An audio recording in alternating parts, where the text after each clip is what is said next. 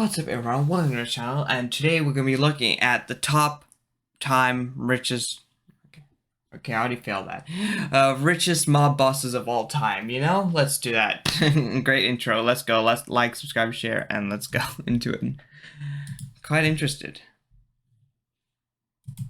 As he's sitting on his luxury yacht, smoking the finest cigars known to man, his children are riding the horses he just bought them. Of course, you gotta give everything to the family. His wife is stacking shoeboxes from floor to ceiling that are stuffed with cash. The man we're talking about was the mob boss Anthony Fat Tony Salerno, one of the many mobsters who made many. Okay, so Italian people. Like with most mobsters, though, things turned very dark for him in the end. We'll come back to Salerno. I meant, like, I was thinking it could either just be mob bosses and, like, you know, those Italian mafia. The mafia from New York. Or just, I was thinking maybe cartels could also be mob boss. I don't know. You know? Later. I'm just dumb. That could be it. First, let's look at some people who also earned a ton of cash from criminal enterprises. Michael Franzese. Oh yeah, New York. I've seen him. Stashed away for the simple fact that they don't online do their tax returns. Also, the authorities and the media have from time to time exaggerated how much cash gangsters or under-exaggerated. They could have millions that no one knows. One of these folks is Michael Franzese, who, since retiring from a life of crime, has talked on his podcast and other people's podcasts about how things in the American mafia really went down. Because that's one thing gang members do, gang bosses do, talk. History might have made a bit more. Not many of them have been so open about their life of crime. So Franzese is a good guy to start this list with. We also like the fact that in a video he once gave the infographic. So he scratched their back, they scratched his back. Thank you. In that video, he said, "I never thought they'd be telling my life story in an animated version." He also said there were some inconsistencies with the facts, but he was mostly complimentary in regard to the research we did. We said he made a staggering $8 million a week, but he corrected us and said that it was the gross, not what his outfit pocketed. He explained that a week's take could have been as much as $12 million, but I was probably putting $1 million a week in my pocket at that point in time, which was pretty good money. Imagine making that. He said he didn't have a personal pretty good money, but he and his partner bought those things together. Talking about the helicopter, he said, "We used it for business and just to get around town." So while the money he earned might not be as much as some media articles have stated, there's no doubt that Mr. Franzese was one of the wealthiest modern mob guys. "I knew how to use the life," he said, relating to how to make the most money and not get caught. That made him a significant amount of money, but how much exactly he didn't say. We're going to come back to him later, only because in terms of the facts, he rights a lot of wrongs. One thing you'll often hear Franzese saying is crime doesn't pay in the end. That's usually true, but it often pays well for a while. This next guy did seem to live with obscene wealth and not get punished for it. Anthony Joseph Accardo. Tony Accardo went from being a street criminal. Now, that guy looks very old, you know? So, I mean, I think it did pay for him because, like, even if he did get caught at the end, like, where he's, like, an old person, you know? I mean, okay, not that I'm condoning any of this. I'm just saying, like, is it really that bad to be caught when you're really old, you know, having to live a luxurious life, you know, for a long time? In his teens to becoming one of the most powerful mob bosses in mafia history. He was good at crime, and he stayed good at it for many decades. He was also ruthless, getting the nickname Joe Batters after he joined the Chicago outfit for the reason that he beat 3 guys to death with a baseball bat. Apparently, the boss, Al Capone, said, "Boy, this kid's a real Joe Batters." After Accardo took control of the Chicago outfit, he made a ton of money from such enterprises as drug smuggling, slot machines, and the odd bit of counterfeiting. He said he changed the business model of the outfit, which led to the golden era under his command.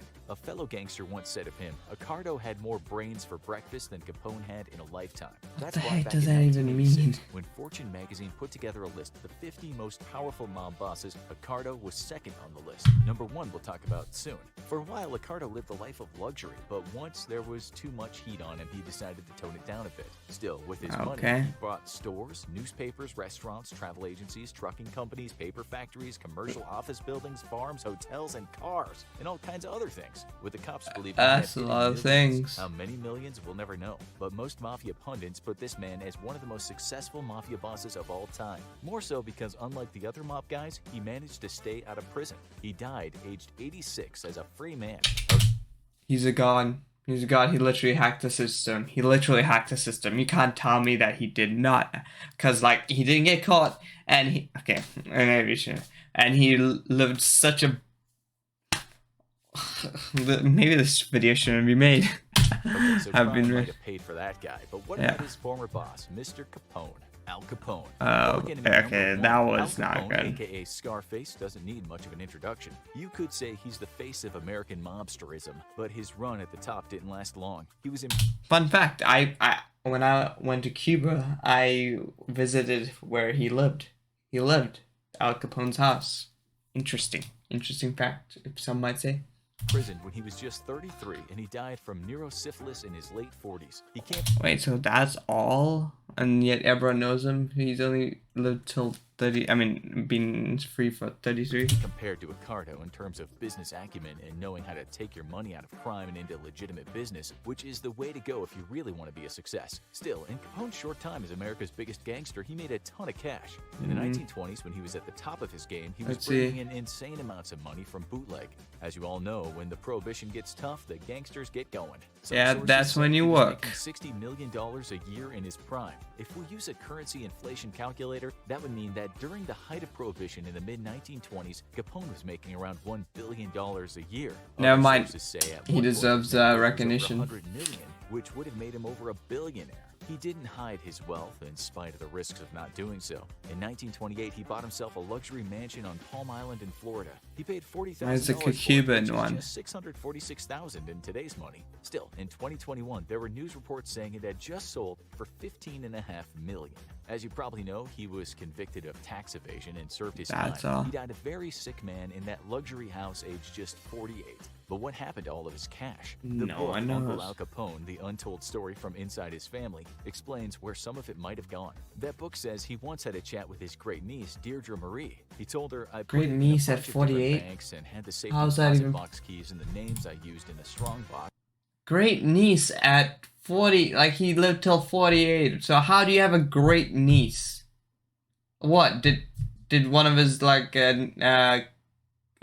cousins or something just, you know, have a baby at when they're like 13? How's this possible? Explained. Makes no sense. I buried the box, but when I went to dig it up, after I got out of prison, I couldn't find it. Then I thought I'd buried it in another place, but when I looked, it wasn't there either. We have to remember, the syphilis by this point was affecting his mental health. Still, today, the media talks about the so he just forgot where he put it. In an interview with Vanity Fair not long ago, that niece of his said, there is a lot of money missing. So we can't exactly say just how rich this man was. No one knows. There wasn't as much money as people thought there was. As we said, things can get exaggerated when it comes to the wealth of gangsters, which might be the case for this next man, Meyer Lansky.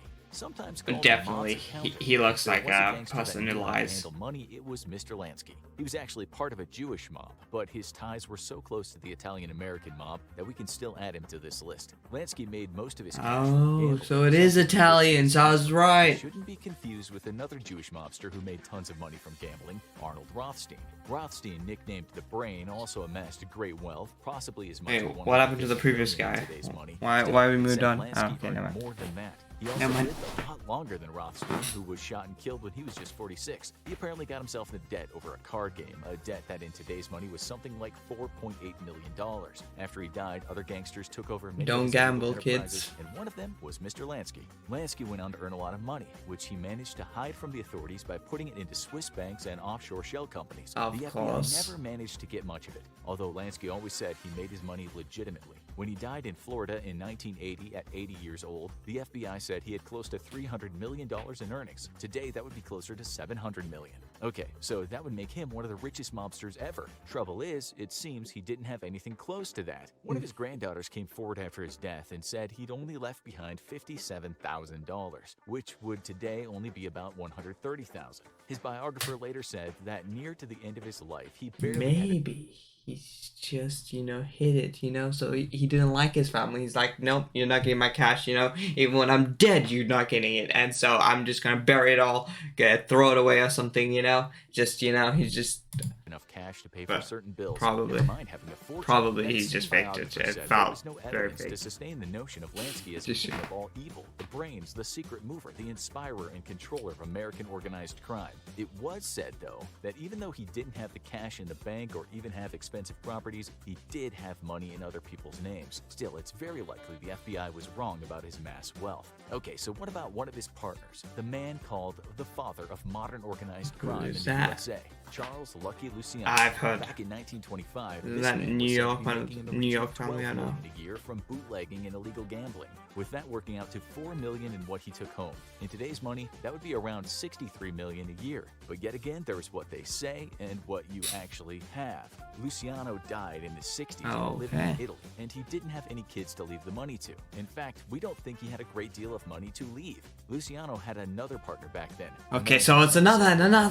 What is this? Most mobsters, Frank Costello. Oh. Word on the media street is that Costello at one point had The a net suit. worth of $1 billion, which would indeed put him right at the top of the list. He made cash bootlegging liquor, but the brunt of his money came via prostitution and gambling rackets, and later I don't think that legitimate makes business that operations. much. Known as the Prime Minister of the Underworld, he certainly had a lot of power. Very A lot of interesting respect, names too, with for the people who biographer telling him may or may that not have he money. would go out of his way to avoid violence. He believed that with serious effort, there were a few things that can't be worked out peacefully. He also lived a long time, 82, and always kept a few fingers in criminal pie. So who's getting arrested? Only one person in this list has gotten arrested. Because he kept his wealth well hidden. In 1964, he was arrested for vagrancy while eating lunch with a business acquaintance in a New York City restaurant. The cop at the time believed Costello was a multi-millionaire who'd made all his cash from crime. The reason they got him on vagrancy was the simple fact that he didn't have a job or proof of income, which his lawyers said was the cops acting out of hand. At the time, Costello had $6 in his pocket, although his suit was worth $300. Yeah, see the suit. Back then.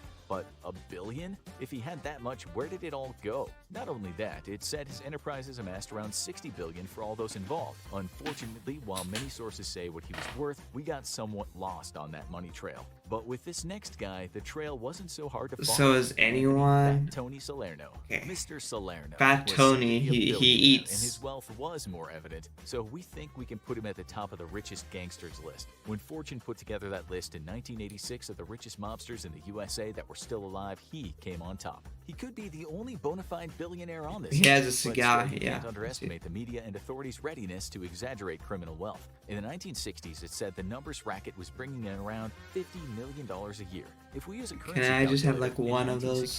if he earned $50 million, that would be worth $439 million today. That's a lot of cash, and it said he also made money from loan sharking. But did he really have all that money? In 1977, Time magazine said he was indicted for running a numbers operation from Manhattan that netted him $10 million a year. That same article said he kept tons of money packed in shoe boxes in one of his houses. Oh, the shoebox The article girl. describes his lifestyle as saying his lifestyle was typical. So too was the rigid insulation of his family from his life in the rackets. At home, a mafioso cultivates the images of a solid church-going, charity-supporting citizen. Of course, you don't On the job, he really keeps show up a it. flashy front by wining and dining associates at expensive restaurants and resorts. He had a place in Miami. Unlucky family. Baker Estate in upstate Rhinebeck, New York, and he had a luxury apartment in the high-cost neighborhood of Gramercy Park in Manhattan. He had lots of cars, a yacht, and even built an indoor horse riding arena where his kids could practice on the horses he'd bought them. He's certainly starting to sound like a billionaire, if not a multi-millionaire. Straight-talking Michael Franzese once talked about Salerno, saying with respect that he was a chubby kind of fella that talked like a tough guy but was actually a really good guy. He only met him once, which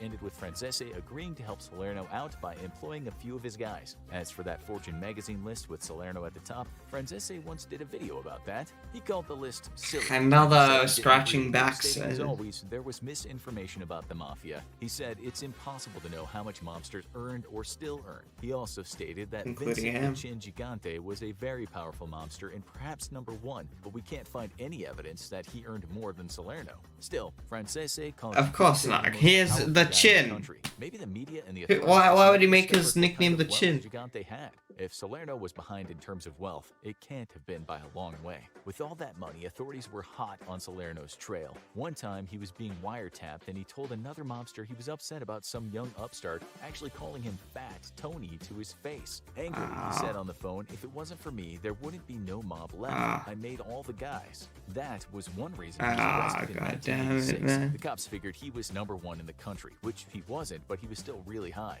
Sometime after the arrest, then who the was? prosecution team went over to him and offered him a granola bar. He said to Salerno, "They're really much better for you, Mr. Salerno. Better than all that chocolate." What the heck is this? A lawyer? Who cares? I'm gonna die in the bleeping can anyway. He did. Just gives him granola. He was 80 years old. As Francese says, the life always catches up with you. By looking at the history of the mafia, but he was 80, you know? Everything they earned, they paid back in pain and lost happiness. He had so much. You need to watch the full video on Francese. Mafia boss reveals how he stole $8 million a week, or have a look at how the Italians did things and how the Great Mafia War killed thousands. That was a good video. Thanks for watching. Be sure to hit that like button, subscribe, share, and yeah, I'm hoping to grow this channel.